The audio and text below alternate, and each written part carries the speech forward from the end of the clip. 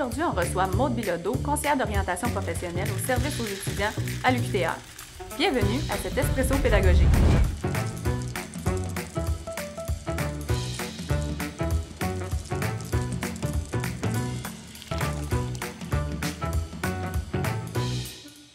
Bonjour Maude. Bonjour Laurent. Merci d'avoir accepté cette invitation pour venir discuter ensemble des réactions de nos étudiants par rapport à différentes difficultés qu'ils peuvent vivre à l'université ou en contexte de stage. Donc, moi, en tant qu'enseignante, j'aimerais mieux les accompagner des fois dans ces difficultés-là, mais aussi dans ces réactions-là. Ça me fait bien plaisir, Laurence, de te parler un petit peu de tout ça. Donc, il est important de se rappeler qu'on travaille avec des humains.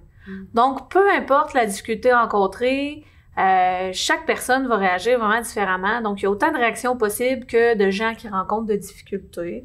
Donc, à ce moment-là, ce qu'on peut voir le plus, souvent en cas de difficultés académiques ou, comme tu le mentionnais, en stage, on peut penser qu'il y a deux pôles. On va avoir des gens qui vont décider tout simplement qui abandonnent, qui baissent les bras, et ça, peu importe ce que tu vas avoir à leur dire, même si toi, tu es là à leur expliquer que en toute bienveillance, qu'ils ont la possibilité de s'améliorer, qu'ils ont du temps, tout ça, la décision est prise, sont vraiment rigides sur celle-là. On a le contraire aussi des gens qui vont embarquer dans la persévérance qui peut même tourner jusqu'à l'acharnement. Et bien entendu, on va en avoir entre les deux quand même. C'est ce qu'on souhaite pour la majorité, de voir les gens qui vont prendre le temps de t'écouter, de regarder avec toi, qu'est-ce qu'ils peuvent mettre en place pour justement s'améliorer. Donc, quand quelqu'un rencontre des difficultés, on peut penser qu'il est pas mal sur ce continuum-là. Parfait. Donc, justement, parlons un petit peu plus de gens qui sont au niveau de la rigidité, de la rigidité de la persévérance, finalement.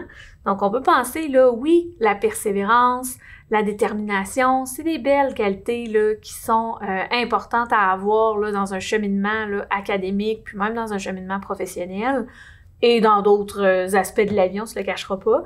Mais par contre, quand le projet est réaliste, oui, c'est des belles qualités, mais quand le projet, pour différentes raisons, devient irréaliste, là, malheureusement, on tombe vraiment dans ce qu'on va appeler le piège de la persévérance.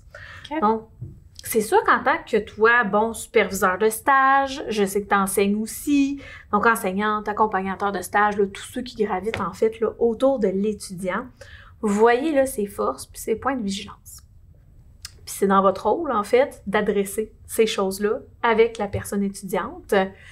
Et là, des fois, ça peut être inconfortable, tant pour toi que pour l'autre, d'avoir cette discussion-là. J'ai le goût de dire aussi qu'il y a des fois des étudiants qu'on apprend à mieux connaître que d'autres aussi. Donc là, comment en arriver à cette discussion-là, entamer la discussion, c'est pas toujours, effectivement, c'est pas toujours facile. Tout à fait. Donc en fait, comme je le disais, on peut souligner les forces et les points de vigilance. Donc, ne pas nommer nécessairement tu as des difficultés, plus de dire il y a des petits points de vigilance, des choses à travailler dont j'aimerais te parler.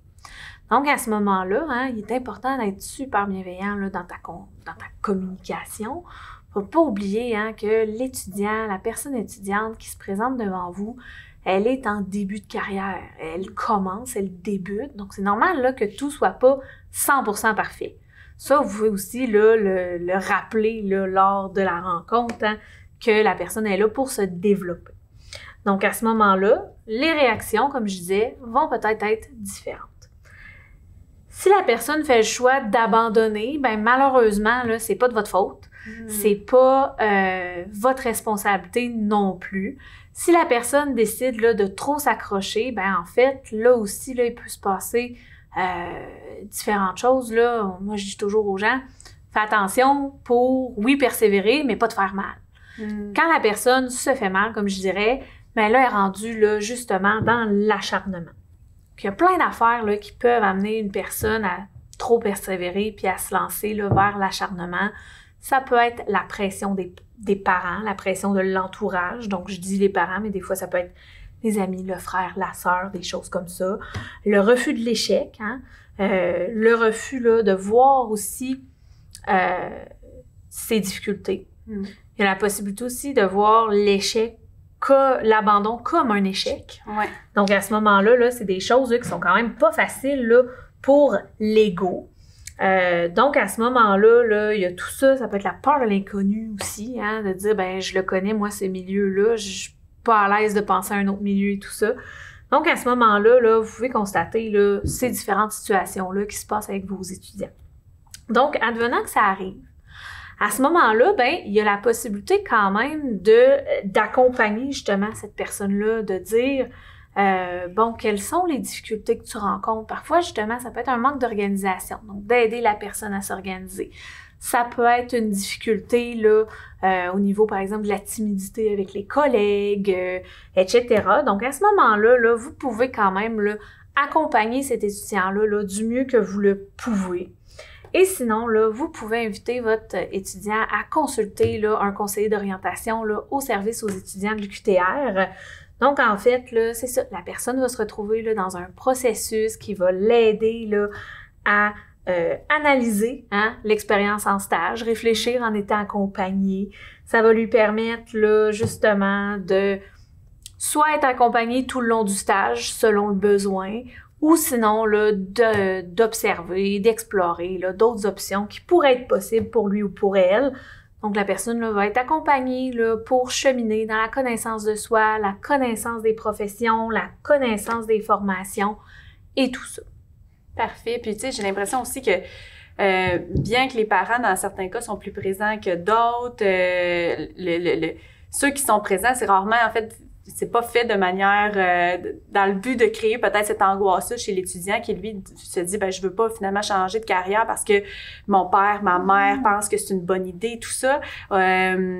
Dans d'autres contextes, en fait, ce propos-là peut être bien pertinent, peut-être pas amené de la bonne manière ou peut-être non plus pas amené par la bonne personne. J'aime beaucoup, en fait, le fait de provoquer un peu cette discussion-là avec l'étudiant de votre côté parce que vous êtes un élément très neutre, en fait, dans le développement de l'étudiant. Tout à fait. Donc, en venant nous voir, là, l'étudiant s'approprie vraiment son propre choix, son propre chemin vers la carrière là, qu'il ou elle veut avoir.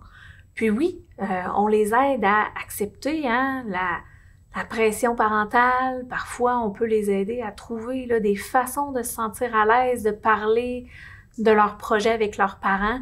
Bien entendu, si la personne arrive en n'étant pas trop certaine là, de quoi dire, de c'est quoi la suite, ben c'est sûr qu'un parent qui est un petit peu stressé, anxieux, ben c'est pas rassurant pour lui ou pour elle, là, selon s'il parle à sa mère ou à son père. Donc, à ce moment-là, en ayant là, beaucoup plus d'informations, en sachant beaucoup plus pourquoi là, il y a l'intérêt de se diriger vers ce domaine-là, c'est plus facile là, pour lui de s'affirmer devant ses parents et pour le parent là, d'être à l'écoute puis d'accueillir tout ça. Là. Ouais, c'est certain, c'est certain. Mais merci Maude, merci d'avoir accepté notre invitation. Ça me fait bien plaisir, merci.